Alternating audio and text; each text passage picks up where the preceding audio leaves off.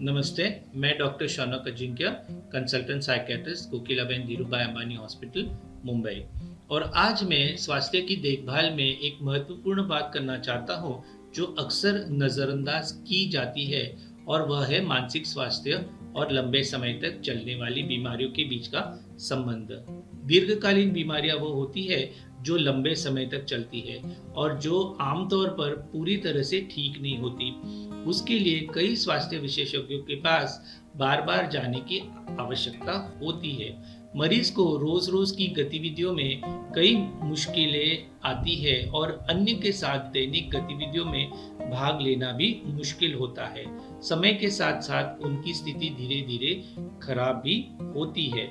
और यह समझना महत्वपूर्ण है कि इन बीमारियों से पीड़ित लोगों को हालांकि बाहर से पूरी तरह से स्वस्थ दिख सकते हैं, लेकिन उन्हें अपने मानसिक स्थिति के साथ दैनिक संघर्ष करना पड़ता है। सबसे पहले यह समझना महत्वपूर्ण है कि मानसिक स्वास्थ्य और दीर्घकालीन बीमारियों के बीच एक धुरा संबंध है। जब आप ऐसी स्थिति से जूझ रहे होते हैं जो आपके दैनिक जीवन को प्रभावित करती है और जिसके लिए निरंतर उपचार की आवश्यकता होती है, तो यह आपके मानसिक स्वास्थ्य पर बुरा प्रभाव पड़ता है।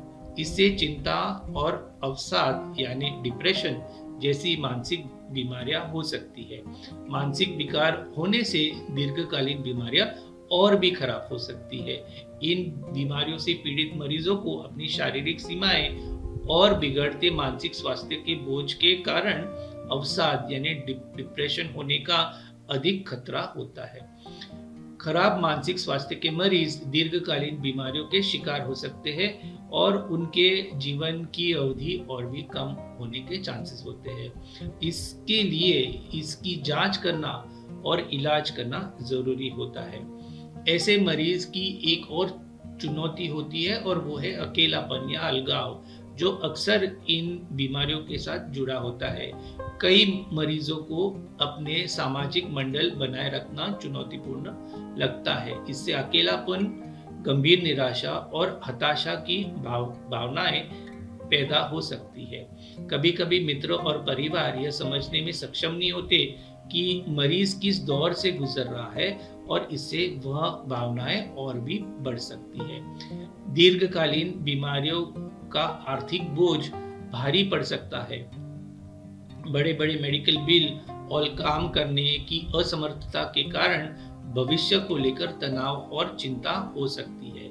मरीजों के लिए यह आवश्यक है कि वे अपने डॉक्टर के साथ इन चिंताओं के बारे में खुली चर्चा करें और इससे बेहतर देखभाल करने में उनकी मदद हो सकती है। मानसिक स्वास्थ्य के बारे में जागरूकता इसके सामाजिक कलंक को कम करने में मदद हो सकती है। फिर लोग बिना डरे मदद मांगने के लिए प्रोत्साहित हो सकते हैं। शारीरिक एवं मानसिक दोनों प्रबंधन यह अच्छे स्वास्थ्य का अनिवार्य हिस्सा है। पौष्टिक आहार, चैन की नींद, अपनी रुचियों को विकसित करना, मादक पदार्थों से दूर रहना, मोबाइल का उपयोग सीमित रखना, निसर्ग के साथ समय बिताना, सकारात्मक विचार शैली, विश्राम की तकनीक जैसे योग और ध्यान का अभ्यास करना, या फिर जरूरत पड़ने पर किसी मानसिक आरोग्य तज्ञ की मदद लेना, यह सब अच्छे स्वास्थ्य का पालन करने के मार्ग है। सहयोगी मित्र और परिवार के सदस्यों का एक गठ बनाएं जो भावनात्मक समर्थन प्रदान करने में महत्वपूर्ण भूमिका निभा सकता है। ऑनलाइन स्वास्थ्य सहायता या समुदाय घर पर रहने वाले मरीजों के लिए उपयोगी हो सकती है, जिससे उन्हें अन्य लोगों के साथ जुड़ने में मदद मिल सकती है और वो अपने अनुभव को शेयर कर सकते हैं। अंत में मन और शरीर के संबंध को पहचानना, इसके बारे में खुली बातचीत करना, इसकी जागरूकता बढ़ाना और आत्म देखभाल करना, यह सब दीर्घकालीन बीमारियों की चुनौतियों का सामना करने में आवश्यक और महत्वपूर्ण कदम है। इस प्रकार से मरीज दीर्घकालीन बीमारियां होने के बावजूद खुशहाल और आनंददायी जीवन जी सकते हैं। धन्यवाद और आपको शुभ दिवस।